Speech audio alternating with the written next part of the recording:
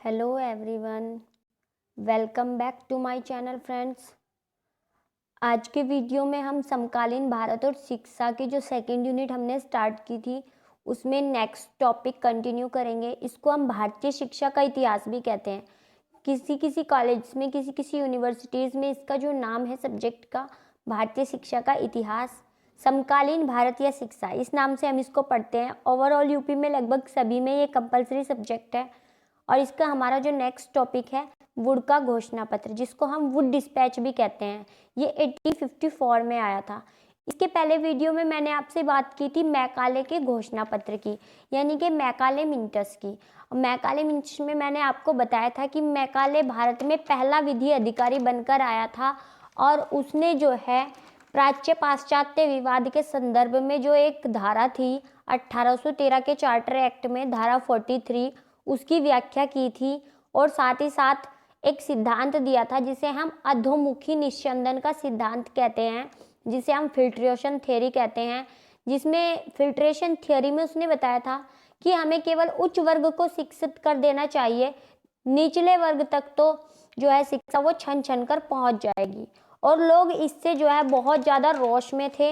इस कारण से जो अगला कंपनी का अधिकार पत्र आया 1833 के बाद, जो 1853 में अधिकार पत्र आया, उसमें फिर से शिक्षा की बात की गई और जिसकी वजह से चार्ल्स वुड की अध्यक्षता में एक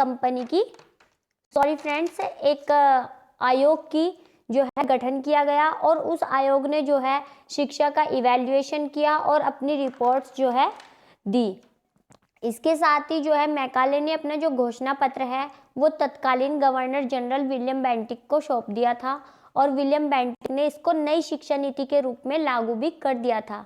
लेकिन जो 1813 की धारा थी उसका विवाद जो है हुआ था, उसका अंत भी मैकाले नहीं कर पाया था। उसके बाद जो है ऑकलैंड एक गवर्नर जनरल आया था जिसने मात्र 31,000 रुपये के अतिरिक्त खर्च की घोषणा करके उस विवाद को खत्म कर दिया था। तो ये तो था मैकाले के घोषणा पत्र का एक ओवरव्यू। अब हम बात करते हैं वुड के घोषणा पत्र की। तो जो वुड है ये चार्ल्स वुड थे और चार्ल्स वुड जो है बोर्ड ऑफ कंट्रोल के अध्यक्ष थे। कंपनी में जो बोर्ड ऑफ कंट्रोल होता था उसके अध्यक्ष थे चार्ल्स वुड। और जो है ये भारतीय शिक्षा का द्वितीय काल दूसरा चरण कहलाता है भारतीय शिक्षा के प्रसार का, जो कि लॉर्ड डलहौजी के टाइम में शुरू हुआ। लॉर्ड डलहौजी जो है उस समय भारत के गवर्नर जनरल थे और उन्हीं के काल में जो है ये आया था। लॉर्ड डलहौजी 1848 से 1856 तक गवर्नर जनरल है। उनके जो टाइम पीरियड में है बहुत बड़े बड़े काम भारत में किए गए, जैसे कि उन्होंने हड़प नीति भी लाई थी, बहुत सारे राज्यों को उन्होंने कंपनी में मिला लिया था, उन्होंने भारत में रेल भी चलवाई और उन्हीं के टाइम में ये नई शिक्षा का घोषणा पत्र भी आया और इसको तत्कालीन प्रभाव से लागू भी कर दिया गया था। 1833 के अंत तक जो है भारत में अंग्रेजों की शिक्षा का अधिकार हो गया था और इसी वजह से जो है भारत में शिक्षा का रोष बढ़ गया था। जिसके बाद 1853 में कंपनी के प्रति ब्रिटेन की सरकार ने एक नया आज्ञा पत्र जारी किया। फ्रेंड्स, मैं आपको बता दूं कि कंपनी के लिए प्रत्येक 20 साल में ब्रिटेन की सरकार द्वारा एक प्रपत्र जारी किया जाता था जिसमें कि उन्हें कंपनी को निर्देशित करते थे कि उसको कैसे काम करना है और किस किस तरह की उसको व्यवस्था भारत में करनी है। ठीक है फ्रेंड्स, अब हम इसके परिचय की बात कर लेते हैं। 1833 के बाद कंपनी को 1853 का नया आज्ञा पत्र जारी करना था जिसमें भारत में शिक्षा के विकास की जांच के लिए एक समिति के गठन का प्रावधान किया गया। यानी कि उसमें कहा गया कि भारत की शिक्षा की जांच के लिए एक समिति गठित की जाए। भारत में शिक्षा के प्रसार का दूसरा चरण जो है लॉर्ड डलहौजी के समय में शुरू हुआ। उस समय Charles Wood board of control के प्रधान थे। इनकी अध्यक्षता में भारतीय शिक्षा के संदर्भ में अध्ययन करते हेतु एक समिति का गठन किया गया। चार्ल्स वुड ने भारत में भावी शिक्षा यानी कि आने वाली शिक्षा के लिए एक वृहद यानी कि बहुत बड़ी योजना तैयार की, जिसे अखिल भारतीय स्तर पर शिक्षा की नियामक पद्धति का गठन किया गया। मतलब कि उसने ओवरऑल इंडिया जो भी उस टाइम पे कंपनी के अंतर्गत आता था उसके लिए एक ही शिक्षा पद्धति की जो है गठन किया। यह योजना पत्र 100 अनुच्छेदों वाला एक वृहद दस्तावेज था जिसे चार्ल्स वुड के नाम पर ही प्रकाशित किया गया और वुड के नाम पर ही इसको वुड डिस्पैच कहा गया। इसको हम भारतीय शिक्षा का महाअधिकार पत्र या फिर Magna carta of Indian education, भारतीय शिक्षा का मैग्ना कार्टा भी कहते हैं। ये क्वेश्चन अक्सर पेपर में और कॉम्पिटिशन्स में पूछा जाता है कि भारतीय शिक्षा का मैग्ना कार्टा किसे कहते हैं। तो भारतीय शिक्षा का मैग्ना कार्टा वुड के घोषणा पत्र को कहते हैं जो कि उन्होंने 1854 में दिया था। अच्छा, अब हम बात करेंगे कि मैकाले ने जब शिक्षा के बारे में अपने विचार दे दिए थे और उनको शिक्षा नीति के रूप में लागू भी कर दिया गया था, तो वुड के घोषणा पत्र को लाने की क्या आवश्यकता पड़ी, क्या कारण थे कि वुड के घोषणा पत्र को लाया जाना आवश्यक समझा गया। तो देश में जो है वो अंग्रेजी शिक्षा की मांग निरंतर बढ़ रही थी, इस वजह से भी लाया गया। नई शिक्षा संस्थाओं की स्थापना करने के लिए और उनकी गुणवत्ता में सुधार करने के लिए, जो शिक्षा प्रणाली चल रही थी उसका मूल्यांकन करने के लिए, शिक्षा को जन शिक्षा बनाने के लिए मैकाले ने कहीं ना कहीं केवल उच्च वर्ग की शिक्षा की बात की थी, जबकि उस समय की जो रिक्वायरमेंट थी वो प्रत्येक व्यक्ति यानी कि शिक्षा को जन शिक्षा बनाने की थी।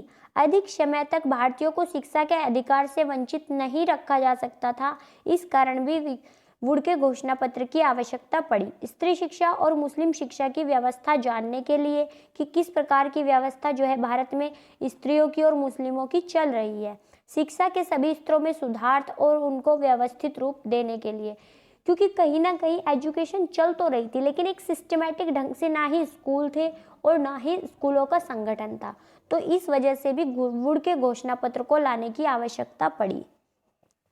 अब हम बात करेंगे वुड के घोषणा पत्र की सिफारिशें और सुझाव कि वुड ने अपने घोषणा पत्र में क्या क्या सिफारिशें दी और क्या क्या सुझाव दिए। फ्रेंड्स, आप इनको स्क्रीनशॉट लेके अपने पास भी रख सकते हैं ताकि एग्जाम टाइम में आपको रिवाइज करने में आसानी रहे, या फिर आप इन वीडियोस से अपना प्रॉपर नोट्स भी बना सकते हैं जिससे कि आप एग्जाम टाइम में रिवाइज कर सकें। और हाँ फ्रेंड्स, आज का वीडियो थोड़ा लंबा रहेगा क्योंकि वुड का घोषणा पत्र एग्जाम पर्सपेक्टिव से मोस्ट इम्पोर्टेंट है और इससे लॉन्ग और शॉर्ट क्वेश्चन पूछे जाते हैं। तो वुड के घोषणा पत्र की जो सिफारिशें और सुझाव हैं वो इस प्रकार हैं।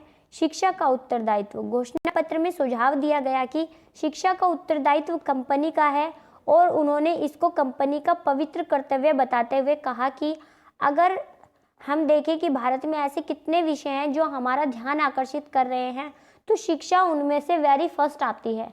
यानी कि अगर सबसे ज़्यादा हमारा ध्यान कुछ आकर्षित करता है तो वह है शिक्षा। अनेक विषयों में से कोई भी विषय हमारा ध्यान आकर्षित नहीं कर सकता जितना कि शिक्षा।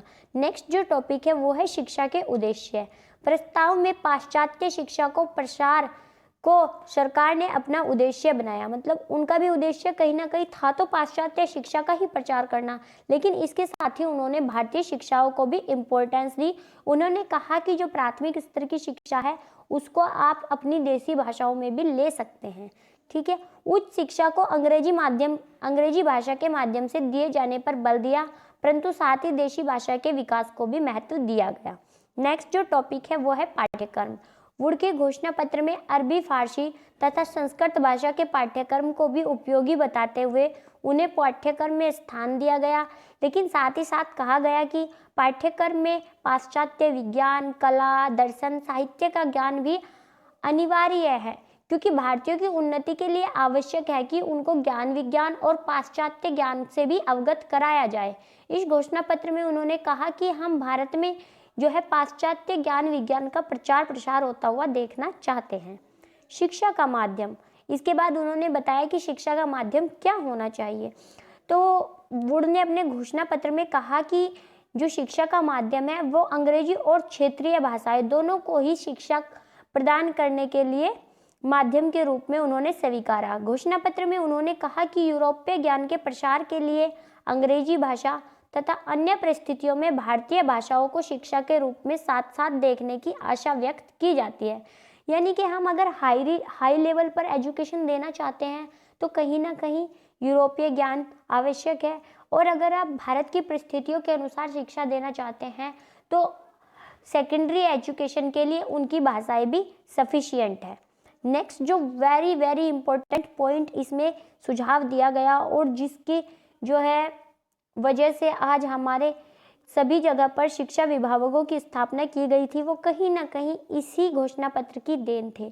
तो जन शिक्षा विभाग की स्थापना, घोषणा पत्र में कंपनी द्वारा शासित जो 5 प्रदेश थे, यानी कि बड़ी बड़ी जो प्रेसिडेंसीज कंपनी के अंतर्गत आती थी, बंगाल, पंजाब, बम्बई, मद्रास तथा उत्तर पश्चिमी प्रदेश, इनमें एक जन शिक्षा विभाग की स्थापना की घोषणा की गई, जिसमें कि जन शिक्षा संचालक अधिकारी, उसकी सहायता के लिए अन्य अधिकारी हों।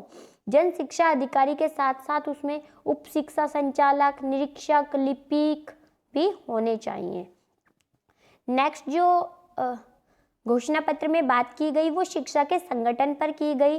घोषणा पत्र में शिक्षा के संगठन को 4 स्तरों में विभाजित करने की घोषणा की गई। इससे पहले कोई एक प्रॉपर वे नहीं था कि एजुकेशन जो है किस तरह कैटेगराइज किया जाना चाहिए, तो उन्होंने एजुकेशन को 4 लेवल्स में कैटेगराइज कर दिया, जिसमें था कि primary level, middle, high school और उच्च शिक्षा। उच्च शिक्षा के लिए कॉलेज और विश्वविद्यालय दोनों होते थे। क्रमबद्ध विश्वविद्यालयों तथा विद्यालयों की स्थापना, तो घोषणा पत्र में क्रमबद्ध विश्वविद्यालयों से या क्रमबद्ध विद्यालयों से तात्पर्य है कि अलग अलग लेवल्स के लिए अलग अलग स्कूल्स, अलग अलग कॉलेज किए जाने चाहिए। जिला स्तर पर एंग्लो वर्नाकुलर हाई स्कूल, यानी कि जिनमें भारतीय और उच्च शिक्षा, भारतीय और अंग्रेजी दोनों प्रकार की शिक्षा हाई स्कूल लेवल पर दी जाती हो, ऐसे स्कूल्स को एंग्लो वर्नाकुलर स्कूल्स कहा जाता था। ऐसे स्कूल्स को स्थापित किया जाए। 3 विश्वविद्यालयों की स्थापना की जाए जो कि लंदन विश्वविद्यालय के आधार पर होंगे, यानी कि वो ऐसे ही कार्य करेंगे जैसे कि लंदन विश्वविद्यालय करता था। उन्होंने कहा कि कलकत्ता, बम्बई और मद्रास में इस तरह के विश्वविद्यालय होने चाहिए। अब हम देख लेते हैं कि जो इन्होंने कॉलेज के बारे में बताया था वो क्या क्या था। तो इन्होंने कहा कि वुड ने कहा कि हमें प्राथमिक स्तर के स्कूल और कॉलेज किस किस तरह खोलने चाहिए। तो उन्होंने सबसे पहले कहा कि हमें सबसे पहले स्तर पर जो है प्राथमिक स्कूलों की स्थापना करनी चाहिए, फिर मिडिल स्कूल्स की, फिर हाई स्कूल्स की, फिर कॉलेज की और फिर यूनिवर्सिटीज़ की। इस तरह उन्होंने एक ओवरऑल जो है डिस्क्रिप्शन दिया था कि हमें किस तरह स्कूल्स की क्रमबद्ध विश्वविद्यालयों की स्थापना करनी चाहिए। तो क्रमबद्ध विश्वविद्यालय कभी कभी पूछ लेता है कि उस क्रम को समझाइए जो वुड के घोषणा पत्र में विद्यालयों के लिए बताया गया था। ठीक है फ्रेंड्स, नेक्स्ट जो उन्होंने सिफारिश की थी वो की थी कि समान शिक्षा की व्यवस्था की जाए। घोषणा पत्र में यह स्वीकार किया गया कि भारत में निष्पंदन सिद्धांत यानी कि फिल्ट्रेशन थ्योरी को लागू करना सही नहीं था, क्योंकि शिक्षा प्राप्त करना प्रत्येक व्यक्ति का जन्मसिद्ध अधिकार है। इसलिए शिक्षा की व्यवस्था सभी वर्णों के लिए समान रूप से की जानी चाहिए और जन शिक्षा को प्रोत्साहित किया जाना चाहिए। प्राथमिक और माध्यमिक स्कूलों की संख्या बढ़ाकर आप लोग ऐसा कर सकते हैं। अध्यापकों का प्रशिक्षण, जो टीचर्स ट्रेनिंग है उसकी बात भी वुड के घोषणा पत्र में की गई। अध्यापकों के प्रशिक्षण हेतु अध्यापक प्रशिक्षण संस्थाओं जैसे कि आज होते हैं डीएलएड, बीएड के लिए, डीएलएड के लिए डाइट वगैरह, बीएड के लिए भी अलग अलग कॉलेज में प्रशिक्षण दिया जाता है। तो इस तरह की जो है टीचर्स ट्रेनिंग की बात भी इस घोषणा पत्र में की गई और कहा गया कि शिक्षकों का स्तर ऊंचा बढ़ाने के प्रयास किया जाए और उनका वेतनमान तथा भत्ते भी बढ़ाए जाए ताकि टीचर्स अपना काम जो है वो अच्छे से कर सके। सहायता अनुदान प्रणाली, तो वुड के घोषणा पत्र में जो है शिक्षण संस्थाओं को बिना भेदभाव के आर्थिक सहायता देने की घोषणा की जाए।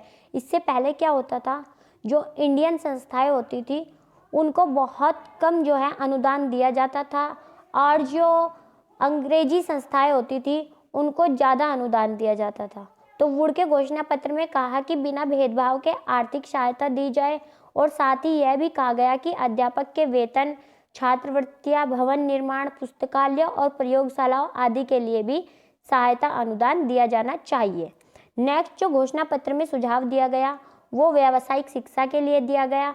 घोषणा पत्र में इस बात को स्वीकार करने के लिए कहा गया कि भारत में बेरोजगारी दूर करने से, कुशल श्रमिकों की पूर्ति करने के लिए तथा भारतीयों को आर्थिक उन्नति करने के लिए व्यावसायिक शिक्षा की उचित व्यवस्था आवश्यक है। इसके लिए टेक्निकल और वोकेशनल कॉलेज भी खोले जाने चाहिए। टेक्निकल कॉलेज मतलब बीटेक वगैरह और व्यावसायिक मतलब एमबीए वगैरह के लिए भी कॉलेज खोले जाने चाहिए, क्योंकि जब तक भारत में बेरोजगारी दूर नहीं होगी तब तक जो है कुशल श्रमिकों की पूर्ति नहीं हो पाएगी। नेक्स्ट जो उन्होंने बात की वो की स्त्री शिक्षा की। तो स्त्री शिक्षा को प्रोत्साहन देने के लिए भी उन्होंने कहा कि बालिकाओं के लिए अलग से विद्यालय खोले जाएं और स्त्रियों की शिक्षा को प्रोत्साहित करने के लिए उन्हें जो है छात्रवृत्ति दी जाए और उनको जो व्यक्ति प्रोत्साहित करते हैं उनको भी सहायता प्रदान की जानी चाहिए।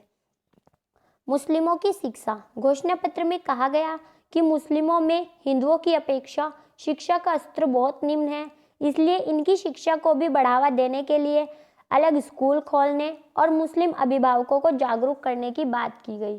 उन्होंने कहा कि मुस्लिम अभिभावकों को जागरूक करके उनके बच्चों को भी शिक्षा के लिए प्रेरित किया जाए और इसके प्रयास जो है किए जाने चाहिए, क्योंकि अगर इसके लिए उन्होंने कहा कि आप मुस्लिमों के लिए अलग से बेहतर स्कूल भी खोल सकते हैं।